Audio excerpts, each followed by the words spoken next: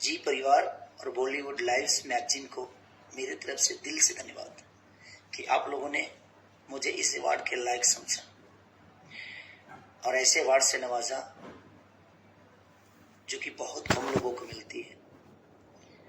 2022 के social media king award से Bollywood lives ने मुझे नवाजा, उसके लिए दिल से धन्यवाद कि आप लोग इतना प्यार मुझे करते हैं।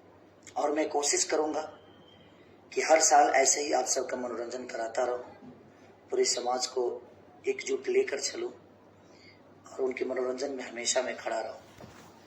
तो जी परिवार और बॉलीवुड लाइव्स मैगजीन को हमारे पूरे भोजपुरी समाज की तरफ से और खेसारी की तरफ से दिल से धन्यवाद कि आप सबने मुझे 2022 के सोशल मीडिया किंग अवार्ड से नवाजा।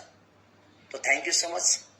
ऐसे ही प्यार बनाए रखिए। मैं कोशिश करूंगा कि आपके मनोरंजन में कोई कमी ना करूं, हर वक्त आपके लिए सोचता रहूं। Thank you so much.